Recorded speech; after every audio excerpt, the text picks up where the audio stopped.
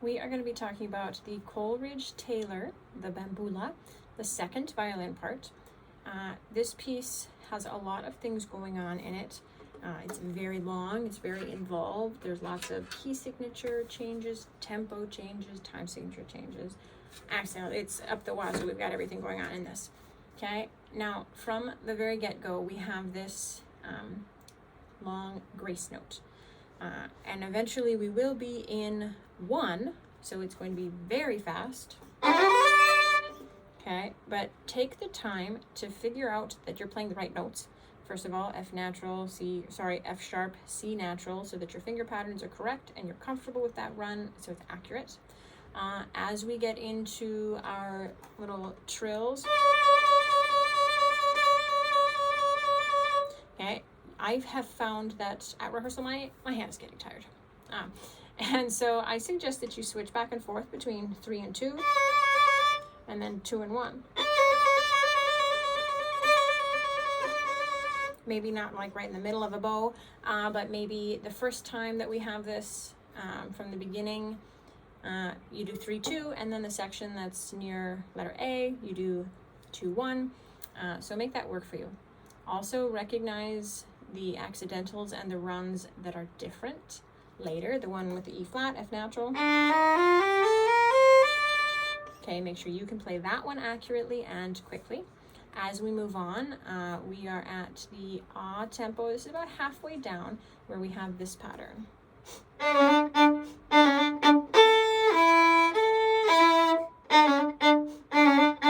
Okay, I'm doing that in 3rd position with 2-1-2.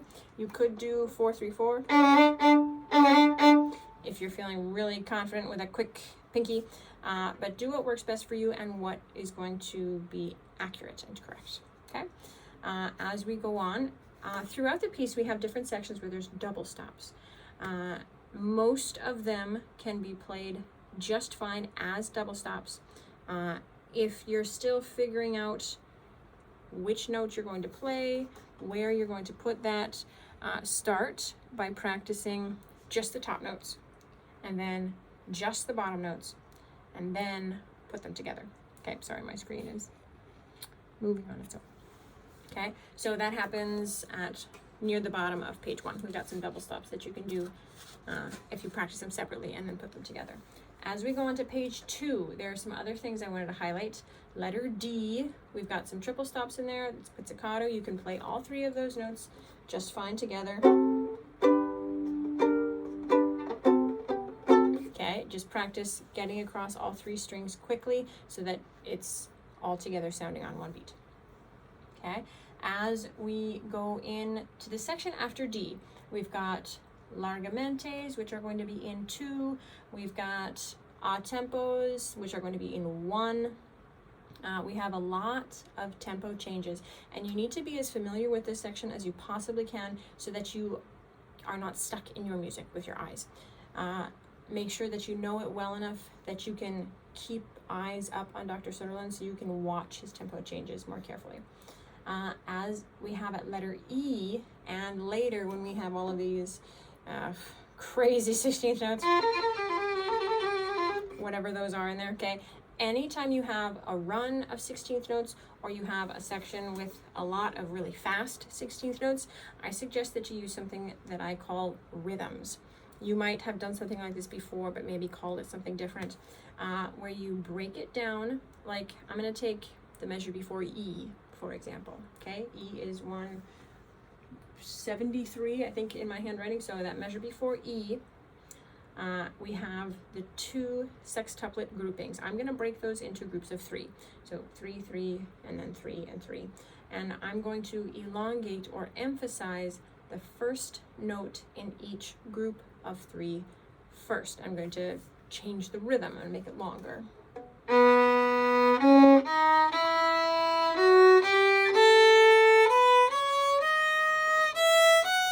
Now I'm going to elongate the second note in each group.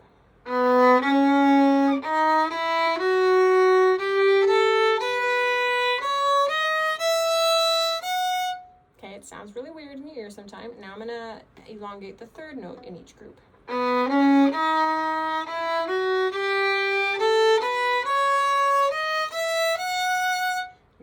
Next step is to put it all together in a rhythm. Notice I'm not slurring, I'm taking all separate bows. Okay, maybe you could hear that I was still breaking it up into groups of 3. Okay, next is to feel it a little faster, and then we're going to add the slur. Okay, it might be easier when you add the slur to go to the previous measure so that you can catch the bow change.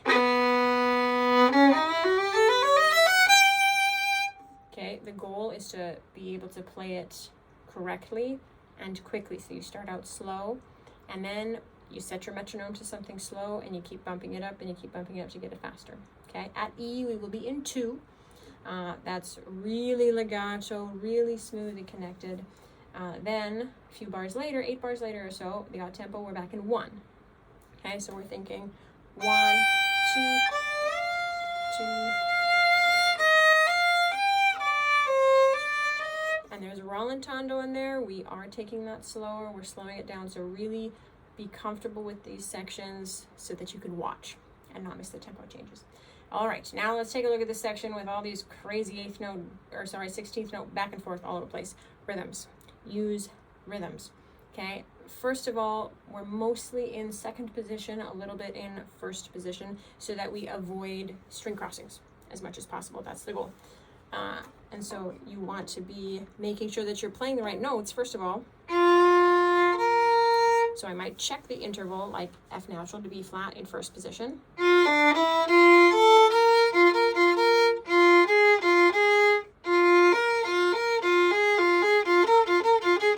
Okay, so I've got my second position planted. Now I'm going to try the rhythms.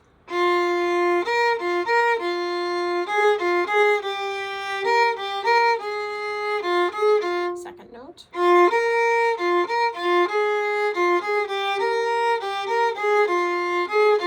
Third note, fourth note, etc. Add the slurs, get it faster, because if you've played this piece in any of our rehearsals so far, you know that that's really fast, and you're basically just watching the notes fly by on the page and trying to catch as many as you possibly can.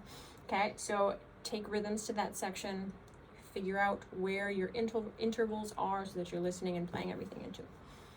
Okay, we've got a couple of measures before G at the bottom of this page, where we have this little descending run, and we only have it with maybe one other instrument in the wind section, so it's really exposed. Second position, make sure that you're thinking about where your flats are, where your finger pattern is.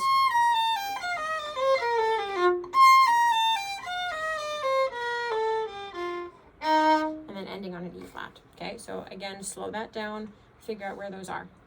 All right, on to page 3.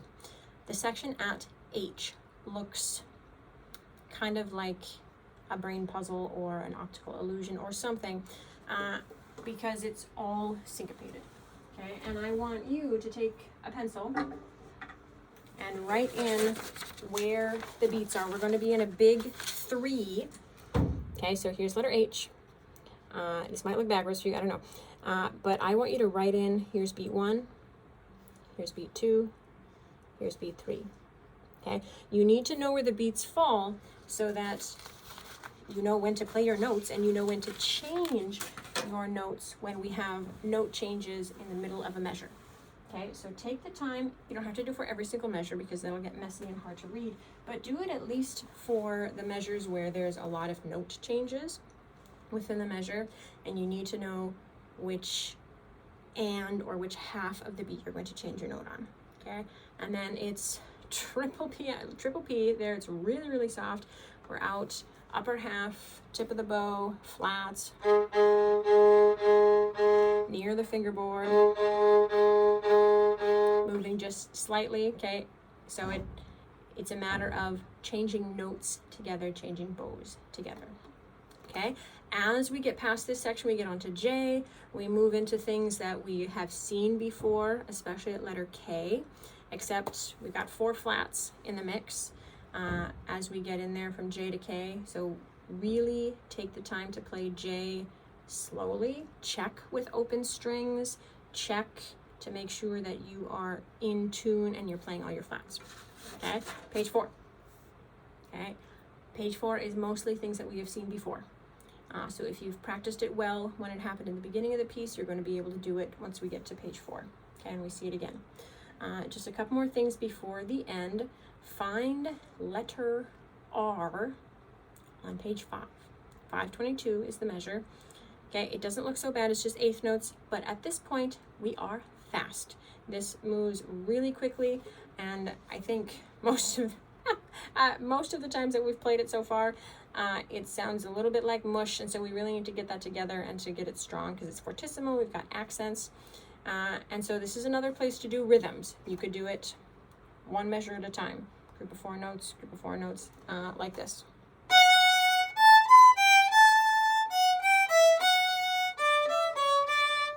C natural, and then the second note.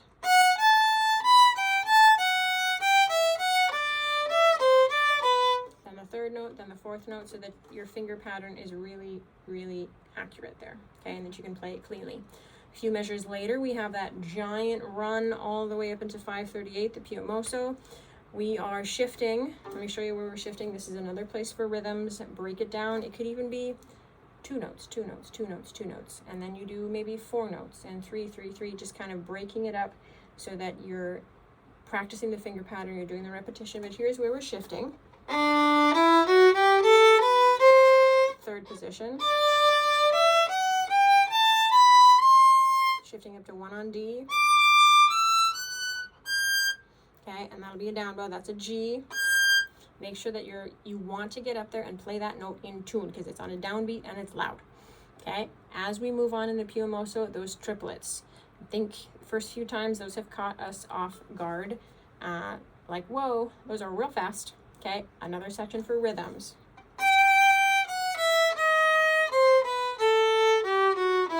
Okay, take the time to go through some of those sections slowly.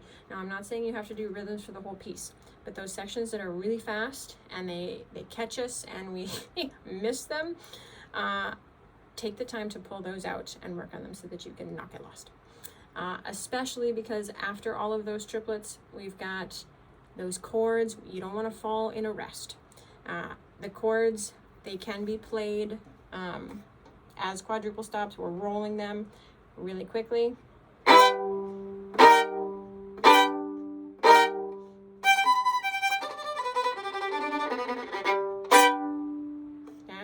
watch the rests, watch lots of things in this piece. Okay, if you have any questions about it, feel free to ask me in rehearsal.